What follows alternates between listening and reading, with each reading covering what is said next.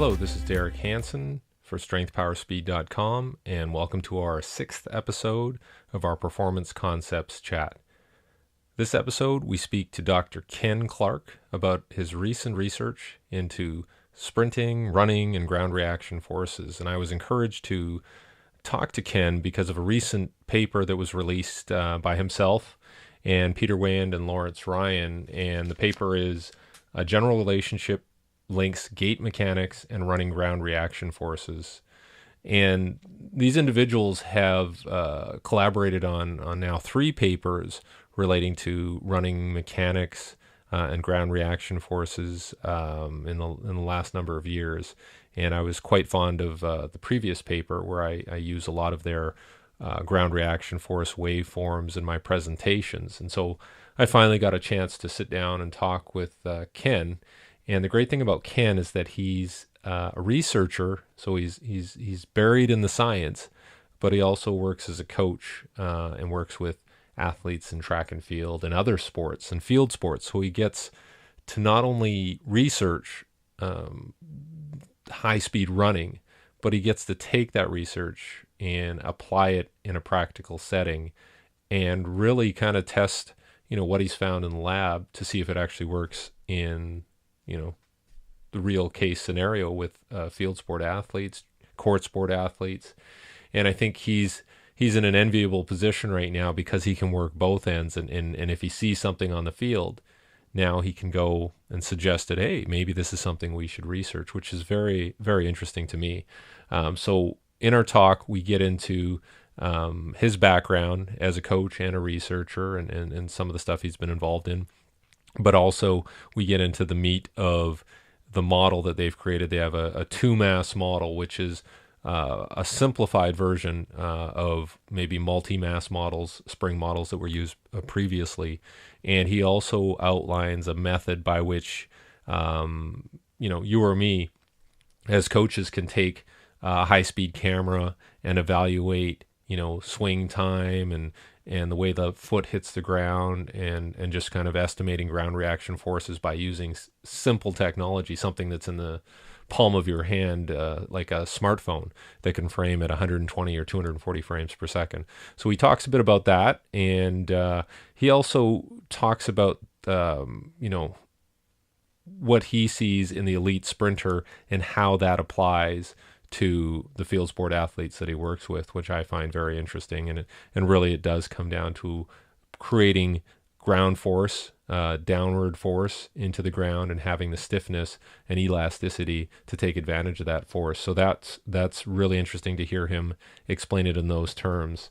And, a lot of my questions are about, how is the work that you're doing in the lab influencing how you coach? Because I think as coaches, all of us try to, research in our own way. It might not be in a laboratory with really fancy equipment, but a lot of the stuff that I found very interesting, a lot of the stuff that Ken's doing and these other researchers are doing, intuitively I thought about as a coach, but I just didn't really have the means to prove it. So it's nice to really sit down with somebody and talk about the practical side, but also get some reinforcement from the scientific side. So I think you'll really enjoy this. I had a great time talking with Ken, and even once we shut it down, we talked a bit more, and I'm sure we'll be talking more in the future with Ken and just seeing where his research is going to take him, and hopefully it feeds back to people in the practical settings so they can be more effective. So I really hope you enjoy our talk with Dr. Ken Clark. Hey, Ken. Thank you for joining us. I know you're a really busy guy and you've got lots of young minds to educate on the run here. So, but I wanted to say that I've gone through the latest research paper, and again, I've used your stuff in the past to prove some points that I've been trying to make on using high-speed running as part of training and preparation. And this is just another step forward in terms of people being able to analyze, at a very low cost and not much sophistication, to analyze how important this is and how important the ground contact and ground reaction forces are. Now, we're going to get into the study itself, and you can decipher and we can get into all the nerdy sprint work stuff. But can we get a little bit more information on your background. I know that you are a researcher, a sports scientist, but also a coach, and that's the part that interests me. Can you give us some details on your background, your education experience, and how you've kind of molded into this person you are right now? Yeah, absolutely. First of all, thanks for having me on. It's a real pleasure to be here, and I think you and I really think alike on a lot of different topics. So I'm really happy to speak with you today. Yeah, I guess my background is just probably as a frustrated athlete growing up who was never quite as fast as he wanted to be. I'm not a very big guy. I was a football player, running back. Always just trying to get faster so that I could play at the college level, even just at the small college level. I had a father who was a high school football coach as well as a speed coach, and so I was kind of always was working on my speed as a young athlete, and we kind of just got into some techniques that frankly were probably ahead of the times, just because my dad was always pushing the envelope. He was into looking at plyometrics and overspeed training, and when I was as young as 10 years old, so I kind of got exposed to some neat techniques just as an athlete with my father as my coach. From there, as I said, it really just grew as I was trying to get faster to play high school and college football, and then after I graduated college, my first job was as a Division III football grad assistant coach and speed coach, and it was kind of the same thing, trying to work with the athletes I was coaching and try to develop best practices for making them faster and really always just learn. From there, I transitioned from kind of the football world to just the pure performance coaching world. I had a private sector job at a place called Summit Sports here in Westchester, Pennsylvania. And at that time, I also decided to go back and learn a little bit more on the book side of things. So I got a master's degree in kinesiology and had some great mentors along the way. At Westchester, a professor named Dr. David Stern, who's now my colleague at Westchester, he kind of turned me on to the research side of things. Went down to Dallas, studied with Dr. Peter Weyand and Dr. Larry Ryan in the SMU Locomotive Performance Lab, where I did my PhD. But at heart of it, yeah, I'm really just a coach at heart. That's what I frankly enjoy the most. I enjoy teaching and I love the research aspect of it, but coaching and research to me always go hand in hand because coaches in my mind should be using research to help them develop better programs or coach their athletes better. And from a research standpoint, if we're doing research that doesn't have practical applications, well, then there's no point in doing it. So to me, I see it as one and the same. Right now, I'm really fortunate in that I have an overbooked schedule. I teach classes in biomechanics, motor learning, and kinetic anatomy at Westchester, and I'm a volunteer assistant strength coach with Westchester. I work with the track team, track and field, volleyball, and women's basketball. And then over at Haverford College, 2 days a week, I work with the men's soccer team currently doing speed development. They have one of the best strength and conditioning coaches in the country, in my opinion, my colleague Corey Waltz, who heads up things over there at Haverford College. So like to stay busy, and it's really fun kind of teaching, researching, and coaching. Well, that's great. I mean, just listening to you and the work that you're involved in, it makes me think like sometimes we have people that are coaches, and they get into the art of coaching, and then we have the people who are the scientists, and you're kind of bridging that gap as an individual, which is interesting. But it brings me to my next question. When you're working with a coach who may not be as well versed on the science side, do you find there's ever conflicts where you're like, hey, look at this paper, it's got my name on it, you want to see the results, how come you're not listening to me? Do you ever get into those kind of dilemmas? I try to avoid those as much as possible, and to be honest, I haven't really. I think the coaching field just as a whole is getting more progressive as far as, not necessarily basing all practices on science because it's a results-based world. So if what a coach is doing is working, is improving their athletes' performance and reducing the injury risk factors, and that's really all the evidence you need. But at the very least, I feel like many more coaches, most of the field at this point is more enlightened as far as trying to do a good job of at least be familiar with the science and the research, and that there's a great deal of people like yourself who also do a good job of kind of bridging that gap. Because to be honest, some of these research papers, it takes effort to translate them so that they're understandable, and so that's a necessary step in the process. All the experience I've had lately in terms of trying to bridge a gap between, doing research and coaching has been nothing but positive, where the coaches are just, open-minded and saying, hey, how can we use this research to help us coach better or understand performance better? So it's really been, just a positive from my standpoint. And I see the field as going that way. I mean, if there are dinosaurs left in the field who are anti-science, I don't see that as where the field is going in the future. So Yeah, hopefully it is kind of a a minority thing where people are still holding these traditional values, and I do see it a lot still in certain sports, specifically like football still has a lot of traditional values. yeah. You know that, right? Yeah. Unfortunately, football, even though the game is near and dear to my heart, is typically the worst offender. When we see that sort of thing, a lot of times it does come in American football. So be that as it is, I guess. Now, understanding, like I'm a running mechanics nerd like yourself, and I see the value in what you're doing. When you first got into some of this stuff, where did you know, or how did you know where to look in terms of the research and what you wanted to hone in on? And I know you had some people working with you and some mentors and all that, but what were the particular things that you said, we got to look at this a little closer? Yeah, great question.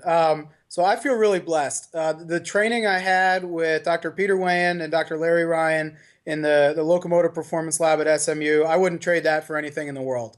And kind of when I first got down there in 2010, Peter really ingrained in me that all good research, of course, has to start with a good research question and be hypothesis driven in nature, and that the best way to then test that hypothesis is to test it across a broad spectrum. So kind of as you're hinting at, how do we know what to look at? Well, we essentially looked at runners across a really wide spectrum of abilities, everybody from Olympians, and not just Olympians, but medal winners. I think in my 5 years there, we had 7 Olympians, including gold medal winners in the sprints and the relays and the hurdles, all the way down to competitive field sport athletes. So SMU's Division I soccer athletes and lacrosse players. So people who are fast but not competitive track and field athletes, and then all the way down to weekend warriors. So just average Joes off the street who could run okay, but who certainly weren't trained for it. And so by examining running mechanics across this really broad spectrum, and again, this was kind of how Peter trained me and how Larry helped me analyze the data. These broad sweeping differences are really well illustrated. These differences between what the Olympic sprinters are doing on one end of the spectrum, to the weekend warriors at the other end of the spectrum, to the field sport athletes in the middle. And so what we were looking for from a running mechanics standpoint, it jumped out at us as we analyzed these runners both across speeds and across their own top speeds. To just finalize kind of the answer to your question, Peter had a hunch based on his earlier research from both the Harvard lab and where else he had been beforehand, that elite sprinters not only applied more force down into the ground, more vertical force at top speed than intermediate and average runners, but that the pattern of force application was different.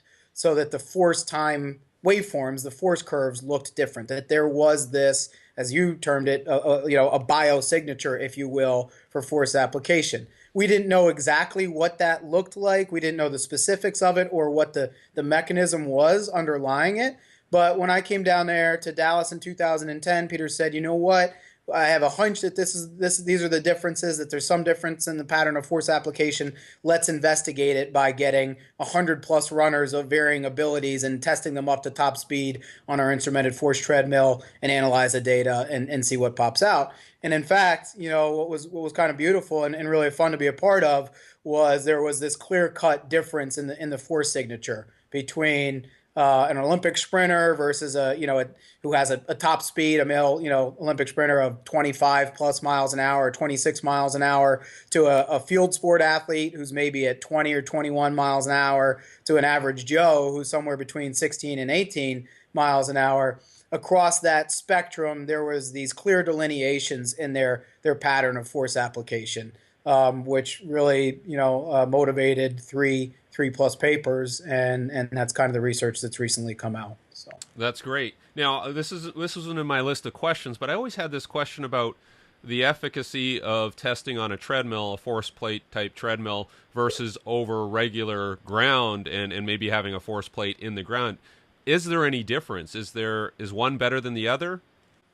yeah, I mean, I think the ideal situation would be 100 meters of force plates, and we'll test people on a 100-meter dash and get step by step analysis, and That would be obviously awesome. That would be that, awesome, by that, the way. that that would Yeah. be awesome. I think there may be one lab in Asia that has something similar to that, where it's, I don't know, 50 or 60 meters Wow. of plates, and obviously that's a pretty incredible setup. At the current time in the United States, there that just doesn't exist, obviously. So the other options are running over a few plates, or if you have, 8 to 10 meters of plates, as JB Marin has done, constructing a 40 meter, virtual 40-meter dash by having people run over the plates at certain points. And I think, there's a lot of positives to either approach.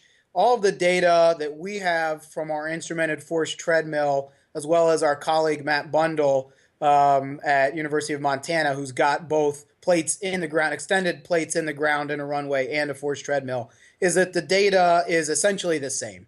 Am I going to say that running on an instrumented force treadmill where you're just dropped down at top speed and there's not an acceleration phase, is that exactly the same as speeding up over ground where there's a drive phase and you're going through acceleration? No, obviously it's not exactly the same phenomenon for the runner, but are the forces and the motions that result from the testing nearly identical? I think yes. If you're on a high-speed motorized treadmill that had as fast a response rate as ours did, thanks in large part to Dr. Larry Ryan's instrumentation. So. That's awesome. That's a great answer. Thank you. I just wanted to, bring that out because I know I've always been thinking like, because you run on a crappy fitness gym Yeah. treadmill and you're like, so. Can we strap on our nerd helmets here? And can you Mine talk? is always on. Okay. um, can we get into this difference between, say, past models of sprinting and high speed running versus your two mass model? So you've identified multi-mass spring models of the past versus what you guys have narrowed down to a two mass model. Can you get into the details of that without Yeah. my head exploding? No, Yeah. absolutely, and I'll try to tie it into some coaching applications as well. So really, it's kind of a three-part paper. We've published three papers over the course of that I don't know 5-year period, and most importantly was the one that came out in 2014, the Springs paper that looked at the force pattern signature of elite sprinters versus field sport athletes, and then that was directly tied together with this most recent paper that came out in 2017. So I'll backtrack just slightly to the 2014 paper, and what that paper looked at was we took our competitive sprinter group, both males and females. All of them had sprinted at the post-collegiate level or better, including several Olympians, and we compared them to field sport athletes that were highly trained. In other words, these were your Division I collegiate athletes, soccer, lacrosse, that sort of thing. And of course, the competitive sprinters ran faster, as we would all expect, with greater vertical ground reaction forces and shorter ground contact times. But it wasn't just that they were applying more force down in less time. It was that they had a different force signature, a different biosignature for high-speed running. While the field sport athletes applied force in an upside-down U-shape pattern, so kind of a bell-shaped curve that looks like a sine wave, kind of the classic spring mass model of force application, very smooth rising and descending edges to it. The elite sprinters had this clear force signature where there was this really high rate of force application in the first half of ground contact. Elite male sprinters, if they weighed 200 pounds, were hitting 1,000 pounds of peak force within the first 300ths of a second of ground contact, which from physical standpoint is almost unimaginable. I mean, imagine going into a weight room and putting 1,000 pounds on your back and jumping up and down, doing a one leg, hop, and we all, have our skeletons be crushed, of course. So there was something about the motion of the limb and the stiffness upon ground contact that was allowing for these high ground reaction forces to be applied. And it was this different signature. And that's what came out in that 2014 Springs paper.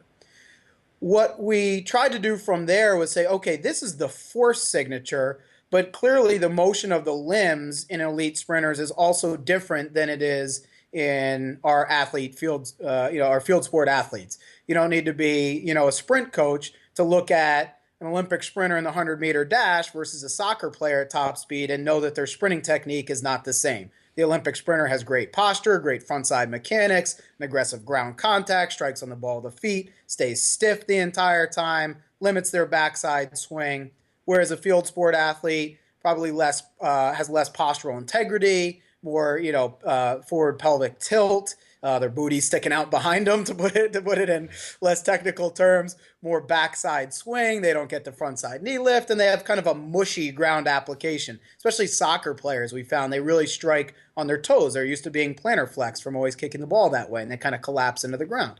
So inherently, as we were doing this force analysis, we know, well, the force is coming from the motion. It's not just that the Olympic sprinters are that much more weight room strong than the field sport athletes. In some cases, although we didn't measure strength, but in some cases it might be, quite the opposite. But the force was coming from the motion. And so what we soon kind of realized, or as we looked more at the kinematics, the motion data, and the kinetics, the force data, was that the velocity of the lower limb as it impacted the ground was much higher in the Olympic sprinters. To use a simple coaching term, they were cocking the hammer and striking the nail. So when they were throwing that punch towards the ground, that hammer was coming in at a much higher speed and striking much stiffer than for the field sport athletes. And it was that impact, that initial impact, that was causing the high forces to be applied in the first half of ground contact. To bring it back to your question, now that the stage has been set, and I apologize for the long-winded answer, previous multi-mass spring models have mostly been concerned with slow speed running, heel strike running, so differences in maybe, what rear foot strike runners do versus forefoot strikers do at jogging speeds, and been only interested, and I don't mean this in a bad way, just that this was the focus of the research, interested in predicting the first initial part of the ground contact phase. What are the impact forces when people kind of rear foot strike at slow to intermediate speeds? We were interested in what happens across the entire range of speeds, 3 meters per second to 11 plus meters per second, jog to a run to a sprint, and what happens with rear foot strikers, mid foot strikers, forefoot strikers, because we tested 100 plus athletes, so we had the whole mix. So the long story short is that multi-mass spring models have used a variety of different elements, sometimes upwards of 10 or 12 different variables in the mix, to predict just the first half of the ground contact phase in slow speed running. Again, absolutely nothing wrong with that. That was the goal of the research. We were trying to simplify it, and we quickly realized, hey, we can just basically look at the incoming velocity of the lower limb, how quickly it stops, i.e. the acceleration of the lower limb. That's mass 1, including the foot, the ankle, and the shank. And then there's this other mass that kind of rebounds on and off the ground. That's everything basically above the knee is mass 2. So that's our 2-mass model. And we can just use these factors, so the acceleration of the shank, and then just simple contact and flight time from the stride, which goes back to kind of Newton's laws, and we can predict the whole force waveform. So it not only had practical applications to this is why the sprinters are applying their force waveform the way they are, but also, hey, you know what? Not only is this good for sprinting performance and analyzing performance, but we can actually use this 2-mass model to predict waveforms for everybody, regardless of foot strike type, across speeds. So I hope I didn't go too far off on a tangent, but that was kind of the evolution of the thought process in the model. And one of the things that I noticed too was that if you took somebody running, say, 7 miles per hour and you took an elite sprinter running 7 miles per hour, their signatures were similar. It wasn't that the fact this was an elite sprinter having a different technique, it was velocity specific. Am I right? Yeah, great interpretation. Absolutely. So that goes back to the second paper that was published. Essentially, the force time curves there may be slightly different at the slow and intermediate speeds, but your point is correct. The faster runners, the competitive sprinters, are able to achieve those higher speeds because of their running mechanics, i.e., their posture, their thigh lift, their front side mechanics. They're attacking the ground, which then translates into their force signature, their much greater rate of force application in the first half of ground contact, their much higher vertical forces overall, and their much faster ground contact times. So yeah, the difference, we only saw the difference after, 8, 9 meters per second. It was basically pretty similar up through 3, 4, 5, 6, 7, and then once you got into that elite sprinting range, that's really when that competitive sprint signature really came out. So if we didn't have, it's such a great lab down there, Peter's lab at SMU with Larry kind of overseeing the instrumentation. If we didn't have the second fastest treadmill in the world, and if we weren't able to recruit all of those competitive sprinters to come test in the lab, that signal, we would have never been able to interpret that signal across those high speeds. So. Yeah, and that's great for someone like me. And I had told you that I had taken some of your waveforms and some of your conclusions from the 2014 paper. I presented them at the NFL Combine because I said, look, if we run slow and the GPS data shows that in practice and even in games, the speeds aren't that high because of all the constraints and the duration of practice and somebody's trying to tackle you and all that. So the speeds are not that high. So we can't rely on just practice to address our speed, adaptation needs. Like we actually have to run fast in a separate session, and I think that's a problem is people are actually detraining by just playing their sport. Yeah, I'm clearly very biased on this subject, but I'm biased, I think, in a way that you and I are on the same wavelength. Yeah, I think that high speed running is absolutely crucial for whatever sport you're training, whether clearly if it's a sprinter, but for field sport athletes as well. I know not everybody agrees, and that's okay. And I also think it can be very population specific on that point as well. So, I have researched with a lot of competitive sprinters, but most of the athletes I coach are high school or Division II or Division III collegiate. And I think that perhaps developmental runners need it even more so than elites. Again, reasonable people can disagree there.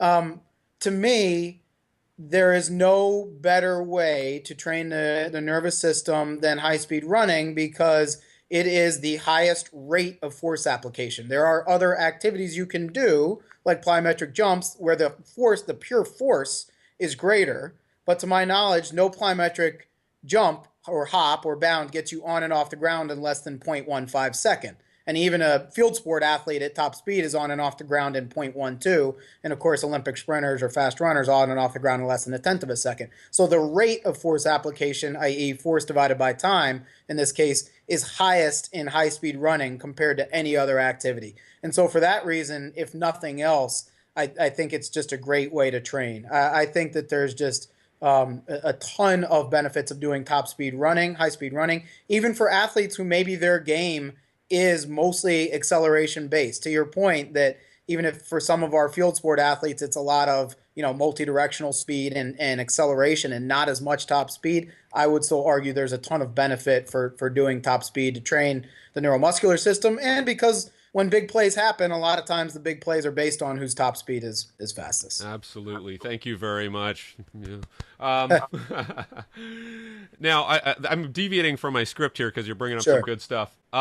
There was a study that looked at Usain Bolt, and they said, oh, his ground contact times aren't as fast as the smaller guys. And so that, goes against everything we've heard.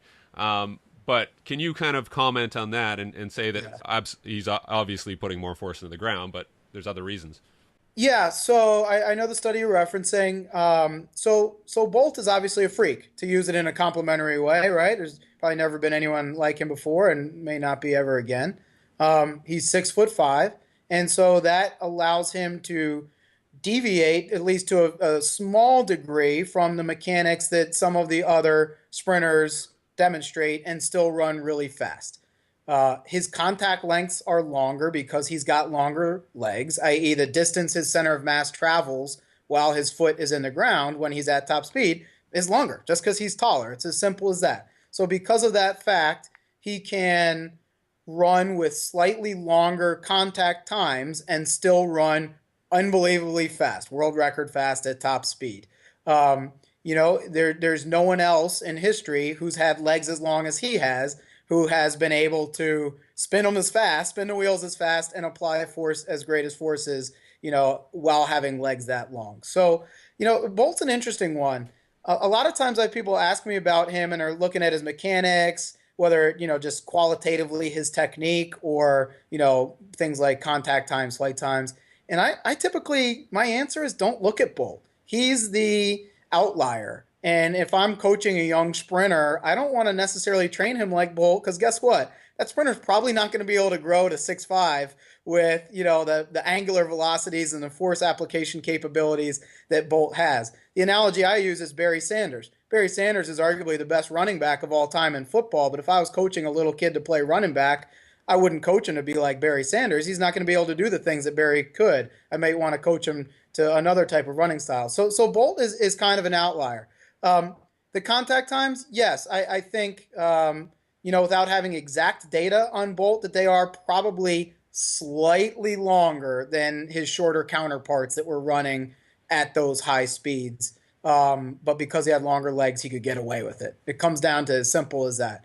Last thing on Bolt here, his start, relatively speaking, for a guy who's 6'5" is very good. I mean, it's not like he was drastically falling behind at the 20-meter mark. If anything, he was, in the top couple, if I'm remembering my race data correctly, for most of his, world record runs or better performances. And I think that's a fact that's often overlooked. It's not like he was a guy with a great top speed and relatively poor acceleration. His acceleration was actually relatively good for a guy who's 6'5". So. Yeah, that's a good point. And I think that was the same with Carl Lewis. People are like, oh, he's horrible at starting. He should work more on starting. And it's like, he wasn't really that far out of it. There were some people who were better, but, it's 100 meters. It's not a 30 meters. So that's right. Good point. When we get back into the nerdy research part, if we talk about, there was some mention of all you need is like a good high speed camera, and you can evaluate some of these things that you brought up in the study. Can you elaborate more on that? How somebody can do that?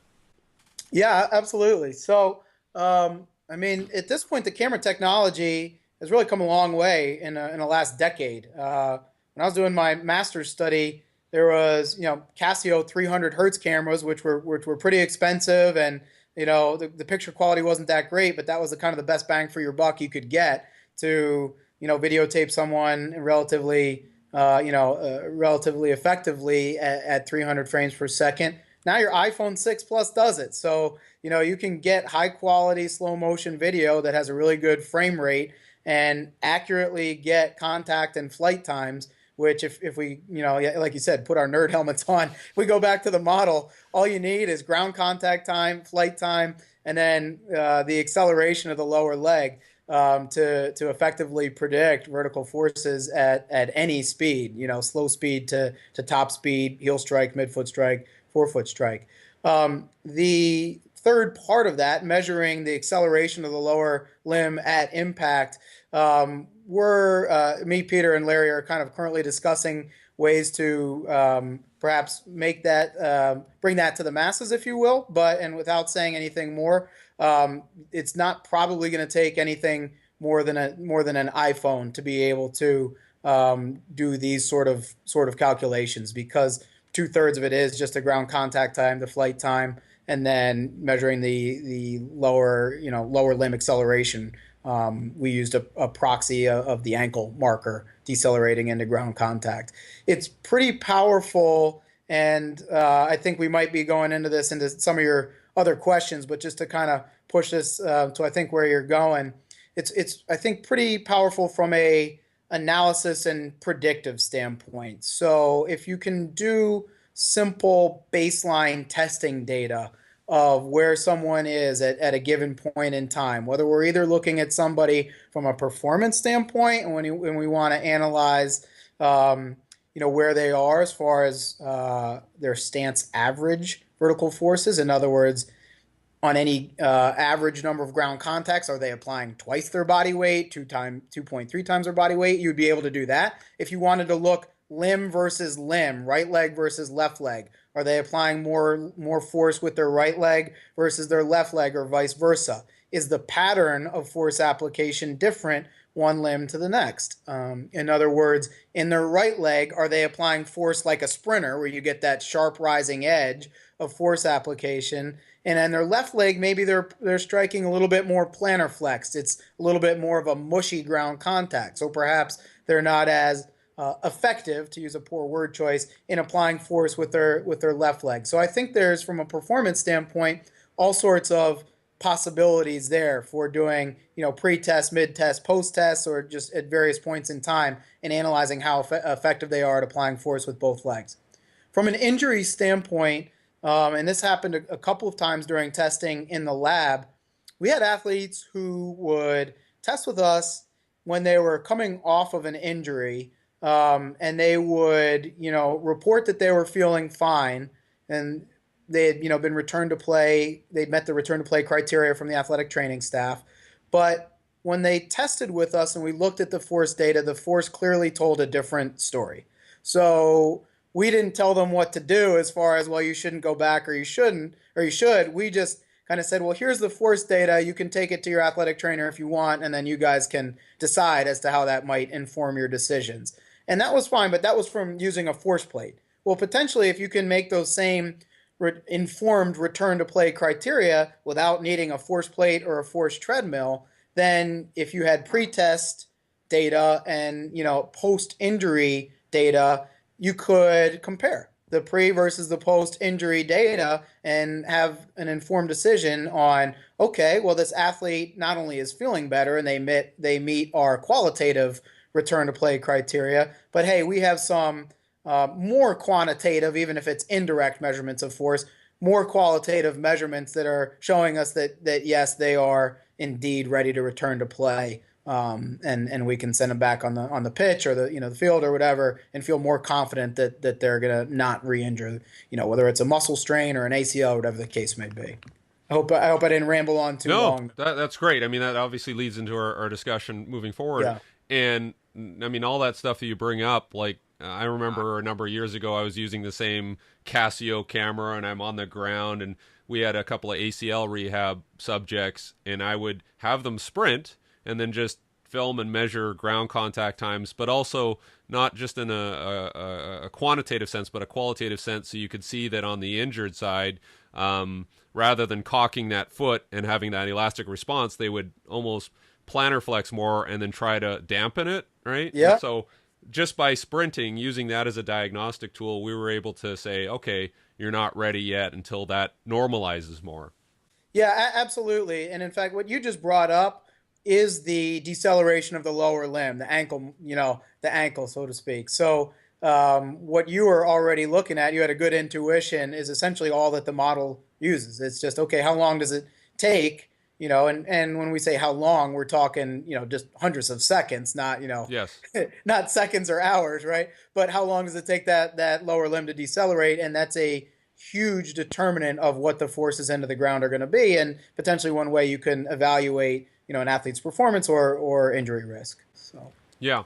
So having gone through the research side, and now you're putting the coach hat on, how does this research change how you do things as a coach, particularly for a field sport athlete? And what are even the implications for, so maybe even a long distance runner? Yeah. Great question again. So the majority of athletes I coach are field and court sport athletes, primarily right now, as I mentioned, at Haverford College with Coach Corey Welch, where we're working with the soccer team. And with those athletes, how often do they truly get into their upright front side mechanics? When they need to go, maybe it happens, but obviously to a larger extent, they are accelerating. When we think about what we want to coach, Therefore, to me, it comes down to, okay, we always want you in good posture. We always want to emphasize force into the ground. What can we change with our field sport athletes that's always going to be relevant to them in both acceleration and top speed? It's how they contact the ground. That's the big thing that comes out of the research, is that what these sprinters were doing was cocking the hammer and striking the nail. And what we can really take out of that for our field sport athletes is when it's time to go, we got to make sure that when they strike the nail, so to speak, that they are not mushing into the ground. And it's difficult to do for field sport athletes. Sometimes, as I mentioned, soccer players really struggle with this because they're used to running in that plantar flex, that toe down position. And so we actively coach this with our soccer players and to a lesser extent our lacrosse players, etc. But hey, toe down is great for kicking, not so good for sprinting. When we sprint, we got to make sure we're neutral, we're stiff when we cock our foot to strike the ground. We're not collapsing into the ground, but rather we're reactively popping off of it. This came up in our training session the other day because we train in the wintertime here in Pennsylvania. We train on a gym floor. We should be able to hear that pop on and off the ground. If it's mushing into the ground, that's no good, that sort of thing. So from my standpoint, just to go back to your question, okay, we found that mass one gets rapidly accelerated into the ground by these elite runners and then rapidly decelerated once it hits the ground. How can we take that to our field sport athletes? Let's make sure that when we strike the ground, we are aggressively stopping that lower limb with a really stiff ground contact on the ball of the foot and staying stiff all the way up through the chain, whether it's ankle, knee, hip, torso, shoulders, etc., whether that's acceleration or top speed. So that doesn't change. Whether it's the Olympic sprinters at top speed, whether that's my field sport athletes in acceleration and top speed, that ground contact has got to be stiff at all times. So I think that's probably the biggest application for me. I hope that answered the Oh, question. that's fabulous. That's great. And obviously there's implications for how you run your practice and do your training sessions, and running gassers and things that create a lot of fatigue aren't going to support this assertion that you have here. True? Yeah, and I don't want to say that we don't do fitness as a component of our training, but I think to me it comes down to stiffness upon ground contact, or whatever term you want to use for it, needs to be emphasized at all times. So there is no portion of our speed training, aside from maybe the fitness at the end, where it's more motivational, I guess you could say, where we are not actively encouraging an aggressive ground contact with an incredibly stiff ground contact. So actively hammering down at the ground, and when you strike, you stay stiff. Whether that's our dynamic warm up, whether that's our marches and our skips and some of the other things we do just at the end of our warm up, our potentiation or our technique drills, whether that's our plyometrics. Yeah, we have our athletes bend to absorb the forces, but we don't have them land soft. We have them land strong. We want them to be able to, not collapse into the ground. Certainly when we go to do our sprints, whether it's linear or multi-directional, everything is with a stiff ground contact, aggressively applying force and not collapsing into the ground, but staying neutral, staying stiff, everything popping on and off the ground. So I think that's probably the biggest thing is there's really nothing we do from a coaching standpoint that it's not emphasized in. That's awesome. Now, you've done the 3 research papers. What's in the future in terms of the research? What do you want to look at next, I think, if anything? Yeah, great question. I know at Westchester for me, the next thing will probably be looking at some training studies. So I'm networked with a lot of teams, both at Westchester and at Haverford College, and I love the cross athlete across the spectrum model, similar to the SMU research. And that's obviously from a mechanistic standpoint, that's the way to go if you're trying to highlight the broad mechanical differences between elite, average, and novice, so to speak. I'm interested, probably moving forward and in looking at, okay, how can we take this and apply this with teams we're working with over, 6 to 8 to 10 weeks, and kind of use what we've established now to improve our gains over time. Because really in the high school and the college setting, that's the time frame you have, is typically it's 6 to 12 weeks. How can we kind of use this knowledge and enhance training best in a relatively short time period? Um, Definitely looking both at acceleration and top speed. So also looking, at some race profiling things. Have radar gun and automatic timing system. Have the free lap system. Like I think you might be familiar with, have the ATS stalker radar gun. So some of the work I've done with the track team here at Westchester has been doing some of the race profiling, velocity time profiling, and looking at some of that data. And I probably won't go into too much detail after that. But Okay. those are some of the things that are on the table. Yeah. So. I mean, I would even like you to look at something like what are the impacts mechanically and from a vertical force production point of view of all this sled pulling and heavy sleds, lighter sleds. Are they useful? Is it creating problems? Obviously, if I take a whole bunch of people who are couch potatoes and make them drag sleds, they'll get better. But Right. if we take Usain Bolt and have him pull heavy sleds, what are the impacts, right? So that's I would love to see something along those lines because I don't think that has been answered adequately at this point.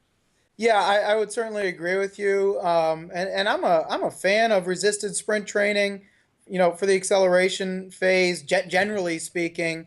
I my master's thesis was on resisted sprint training for the max velocity phase. Now, for whatever it's worth, we found that the athletes who did the resisted sprint training actually didn't fare as well as the athletes who did the unresisted sprint training. Take that for what you will. That was top speed. To me, for acceleration training, it conceptually makes sense. In other words, for acceleration, you got to push back to drive yourself forward. So if we're going to try to overload that modality, having them push back harder could potentially lead to better gains and how hard they can propel themselves forward. But I would agree with you. There's a lot that needs to be researched. I have a few colleagues that are currently looking into it, and I'm really excited to see what they find. The one thing is, I think, it's very population specific, and you've already hinted at this. So we can take untrained athletes and do just about anything with them, and they're probably going to get better. Is that the same for professional rugby players, collegiate soccer players, Olympic sprinters? I think one thing with training studies that's sometimes hard to interpret, and one mistake I unfortunately feel that commonly gets made is over interpreting the results. To me, whatever the results were for that particular study probably need to be interpreted only in the context of that study. In other words, what the results were for a professional rugby team or a college soccer team or a youth football team. That's specific to that group, and generalizing past that group might be a little bit dangerous. But to bring back the point, I fully agree with you. I think that there needs to be a lot more research into resisted acceleration, pushing, pulling, different loads, different populations, and I'm excited to see kind of what comes out of that research. So. Well, that's great. I want to say this has been a fabulous talk for me. Of course, I'm biased. I fully support everything you're doing. I got goosebumps during some of your replies, so that was awesome. How can people get in touch with you? Are you speaking anywhere? Because I think you have a very good message, and I just want to, kind of promote what you're doing. Are you doing any presentations? Is there any other way people can reach you? Yeah, absolutely. I am doing a few presentations coming up.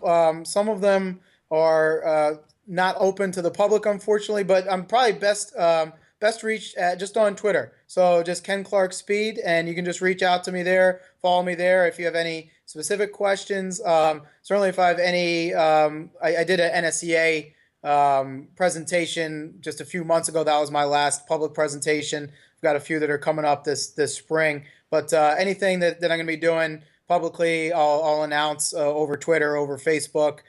So find me, friend me there, hit me up on Twitter, and then I'm always just open to talk shop. So I'm a speed nerd at heart. I love it when fellow speed nerds reach out to me, and I'm always just happy to block out some time and just talk shop because I think it's great. And frankly, I'm just a bad coach trying to learn. So I'm just always trying to get better from others as well. So I think sharing ideas is always great. Well, that's great. Thanks for taking the time. I know you got to go and educate some young minds, so thank you, and we'll be in touch. Thank you so much for having me. It's been a real pleasure. I appreciate it. Well, I hope you found that as interesting as I did. Like I said, I could go on with Ken and we could talk forever, but I'm hoping that it he hit some points that'll make you think more about how you train for speed, how you use drills, how you implement your training program, and just how you look at running in other settings. And maybe you'll spend a little more time with some video analysis to see what is actually happening and trying to reproduce maybe what's happening at the higher level with sprinters, with some of your field sport athletes. But hopefully it generated some questions for you, and I encourage you to reach out to us. You can get us on Twitter at Strength Power Speed. That's Strength Power Speed with no vowels, and also Facebook at Strength Power Speed. Also on YouTube, where we'll be releasing the video of this. And you can hit up Ken on Twitter as well, and he had mentioned how you can get in touch with him, and he's at Westchester University if you want to go and visit him and speak to him in person. Really interesting guest to have, and very knowledgeable guy, very likable, very easy to interview. So I'm sure that's exactly how he is in person. So I encourage you to get in contact with Ken, and also get in contact with us if you have any more questions. But thank you once again for listening to our Performance Concepts Chat.